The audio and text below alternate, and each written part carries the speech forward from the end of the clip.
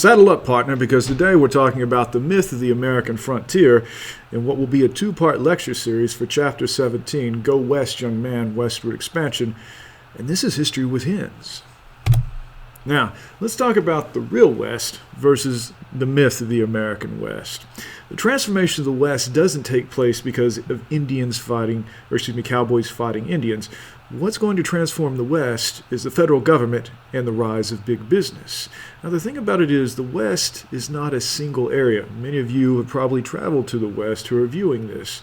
It's a huge area, and in this area, there were really 1 million Indians that really dominated this area. But what we're going to see is after the Civil War, that domination isn't going to last very much longer. This is really a story about capitalism, how economic forces are going to be responsible for the transformation of the West as we now know it today. And out of this transformation, what we're going to see is soon small towns will become economic hubs of activity that will grow into large cities. Case in point, San Francisco and California. This is also the story of thousands of immigrants, specifically from China, Europe, and Mexico, and how a nativist backlash is also going to affect those groups, specifically the Chinese. Now, what we're going to talk about today, we kind of talked about in the previous chapter when we talked about Manifest Destiny. Manifest Destiny had its roots in the large tradition of constant territorial expansion that we had seen in 1301. National boundaries meant nothing really to Americans. And what we saw was it was actually going to be a reporter writing in a magazine called the United States Magazine of Democratic Review that actually coined the phrase that encapsulated the spirit of the age called Manifest Destiny when he wrote, "It was our manifest destiny to overspread the continent allotted to us by Providence for the free development of our multitude of millions." So O'Sullivan, like I said, encapsulated that spirit of the time in Manifest Destiny in that phrase. What O'Sullivan was actually talking about was encouraging the settlement of the Texas territory, but pretty soon the term Manifest Destiny would come to mean the entire settlement of the West. We were going to settle from the east all the way to the west, and it was seen as preordained by God.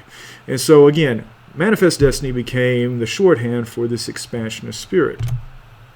Now, like I said, many of you have probably been to various places in the western United States, and it's not one single area. You have the Great Plains, the Rocky Mountains, the Sierra Nevada, the valleys of the California, the Southwest, the Pacific Northwest. It's this huge area.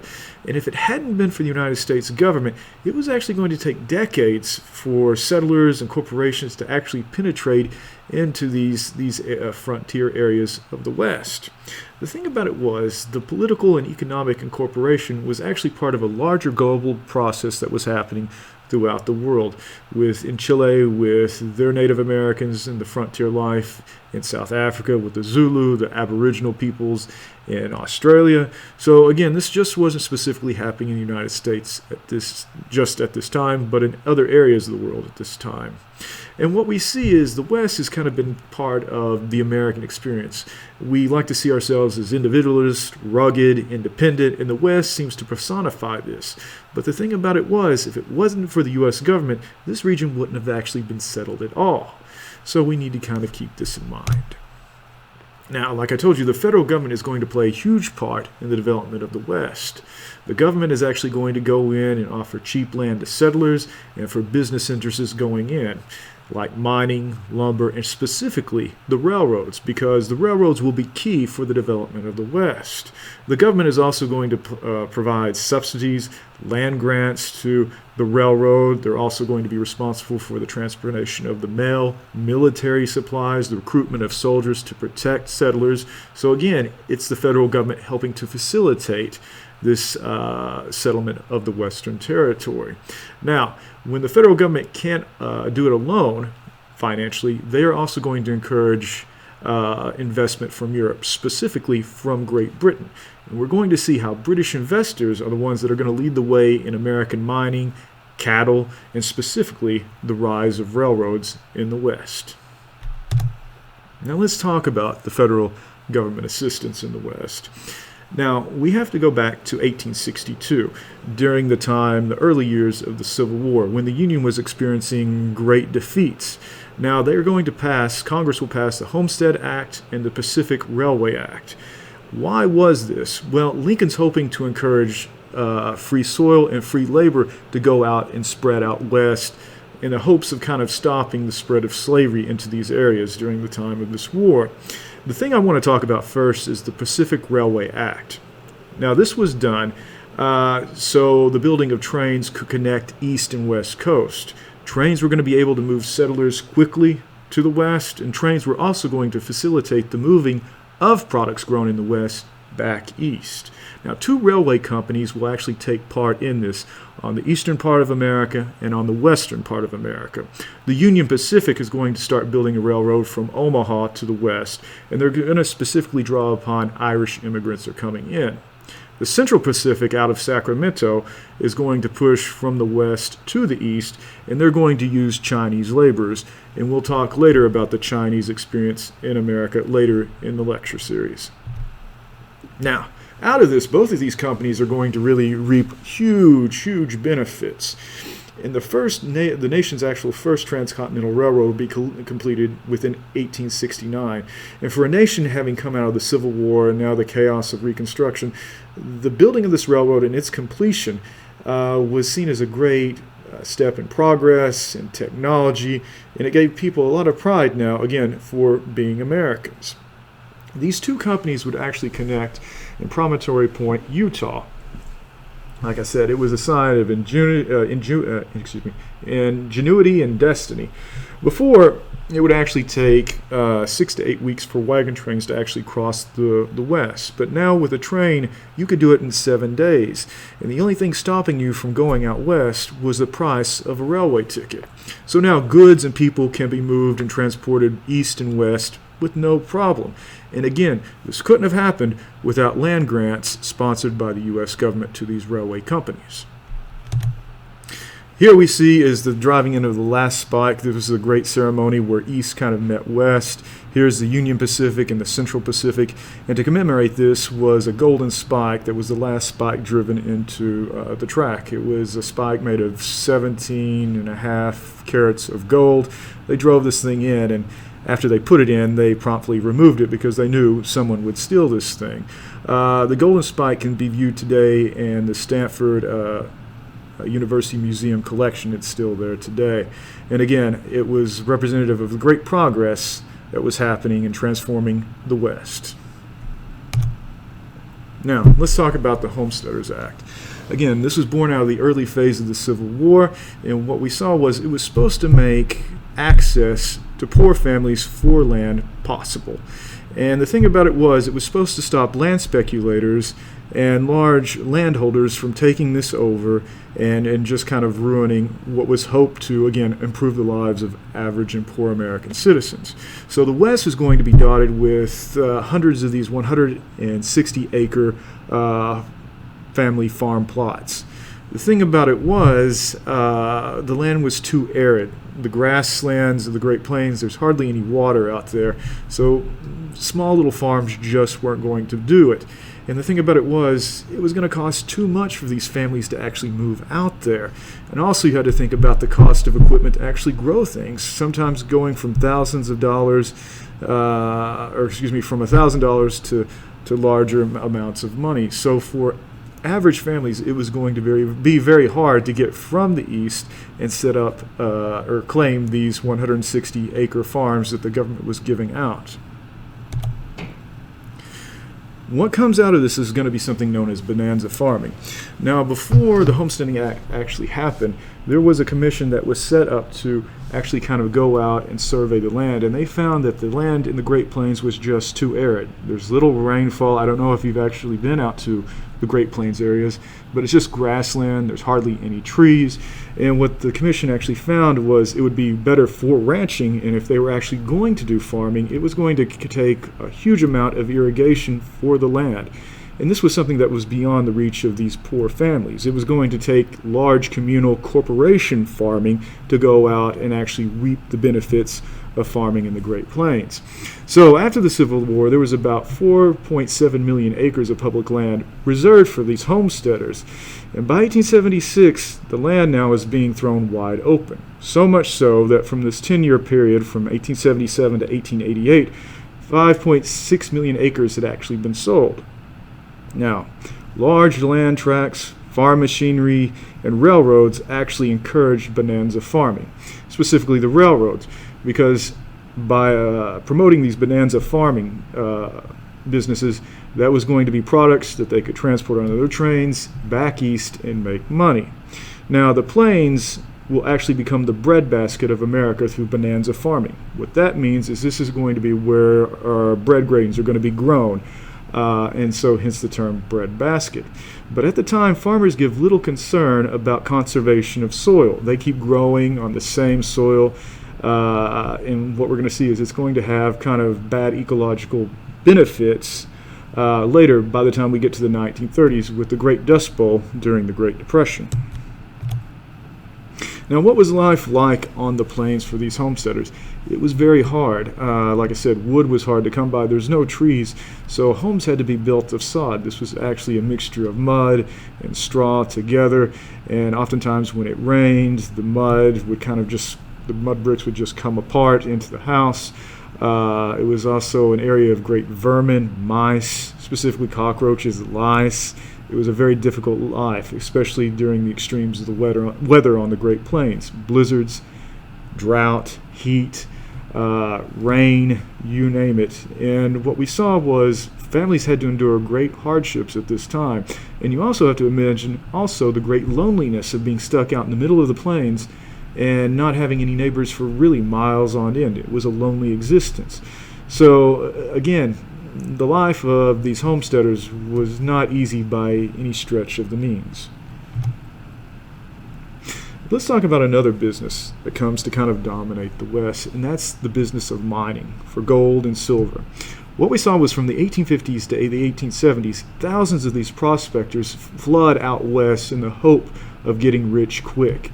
And gold and silver really did stretch all the way from British Columbia and Canada to the southern Arizona and the eastern slopes of the Sierras to the Great Plains. And when a strike occurred, a strike was when a prospector discovered gold or silver, and this was made public. As soon as this was made public, thousands of miners would come literally from across the world to this area in the hopes of getting rich. An example of this would be the Comstock lode that yielded over $350 million in 1870s money in silver. The thing about it was the Comstock lode was more British than American because of all the British investment that had been put into this.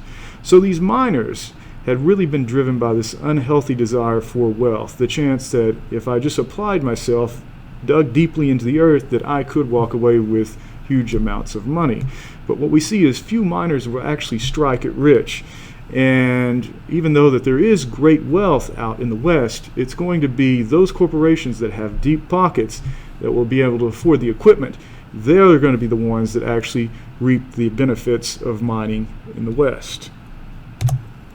Now, when strikes do occur, what we see is towns pop up overnight, literally from tent cities, and as long as the gold and silver is coming out of the mines, the tent cities give way to actual buildings. And what we saw was this is going to be an area where a lot of shady characters are going to congregate, and they're attracted worldwide to the hope of getting rich, either legally or illegally. And mainly these guys, or I should say the population, is of young men. And at this time, there's hardly any law enforcement. So crime is rampant. It is the rule of the gun. And so here we're going to see also gambling debts, or dens, saloons, brothels, prostitution. It's just as wide open as you can imagine out west. And everybody is hoping to get rich, either legally or illegally, through mining or providing services that takes the gold and silver from the miners looking to have a good time. Stores will charge outrageous prices to supply supplies to miners in the hopes of getting rich. And the thing about it is, after the silver and the gold is actually mined out, these boom towns become ghost towns, because as soon as the word comes in that the gold and silver is gone, the miners just pick up and leave, literally hoping to go to the next strike to try to get rich, and it keeps repeating itself throughout the West. What you're seeing on the left is a picture of an actual mining town during boom times, and the picture that you see on the right is of a town after the gold and silver is played out. It's just abandoned. You can actually tour a lot of these ghost towns today in the West.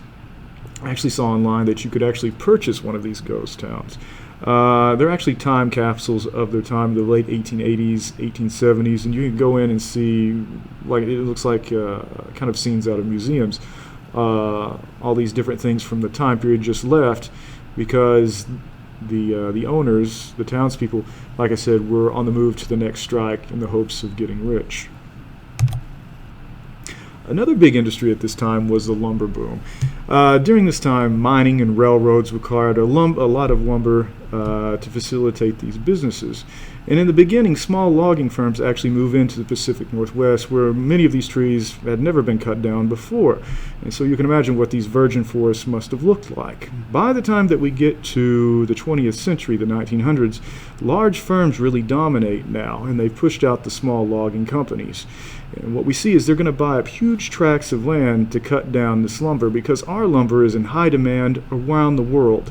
The world is on the move, and American lumber is seen as fine quality, and they want our lumber, and we're only too willing to cut down these ancient trees for fast profits. This is all happening in the Pacific Northwest, and what we see, it's mainly a man's world out there. These lumberjacks are mainly from Scandinavian areas like Norway, Sweden, Finland.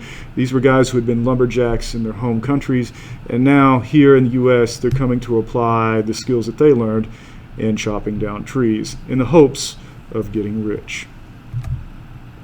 Another business that's really going to transform the West, that's most identified with the West, is the cattle kingdom. And what we see is it's only going to be a period of time that's only going to last for about 20 years after the Civil War. And the thing about it was, again, it was going to be British money pumped in to these cattle ranches that were going to facilitate this. The development of the Western cattle range kind of became a symbol of the American frontier and the cowboy image. And what we saw, again, is it couldn't happen without British investment. Britain pumps into about $45 million into these cattle ranches. Now, the thing about it was, even though the grasslands weren't going to actually facilitate farming, it was going to be great for ranching.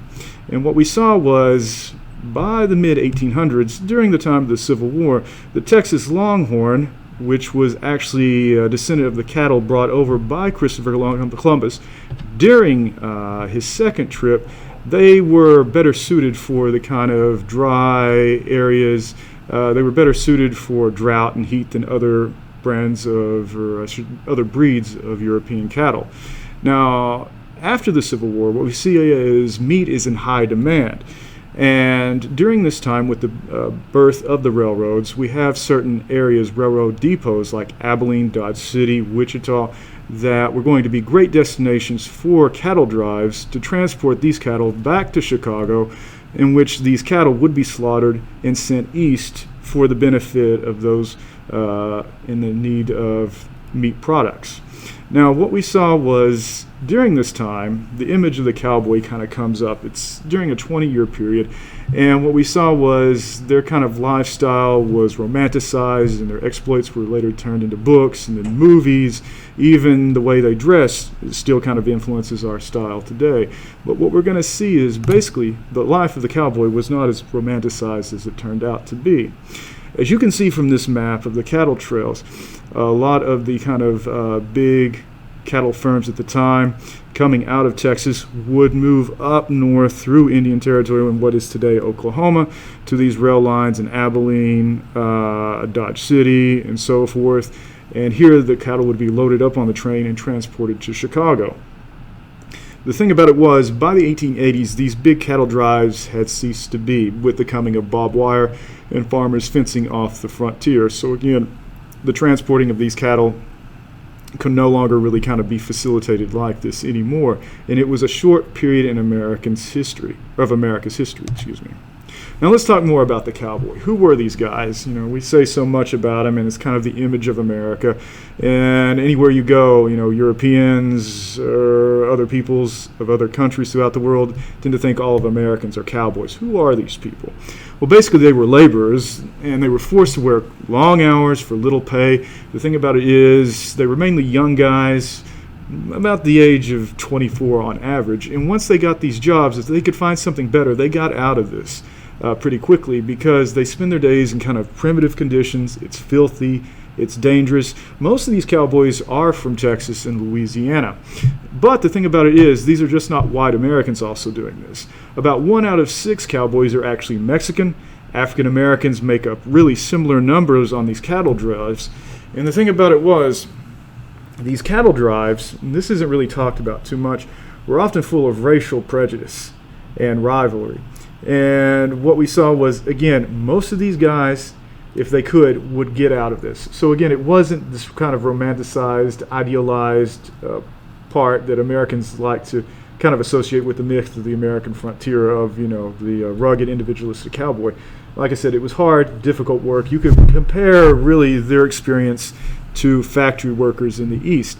And this time of the cowboy only lasts for about 2 decades. Now, I'm going to actually include this slide when we talk about Lecture 2. But that's the end of, Lecture 1. And in Part 2 of the Westward expansion, we'll talk about the subjugation of the Native American and the U.S. efforts to Americanize the Native American, and we'll talk about the exclusion of certain groups, specifically the Chinese and the Chinese Exclusion Act. This has been History with Hens, and I'll see you next time. Thank you.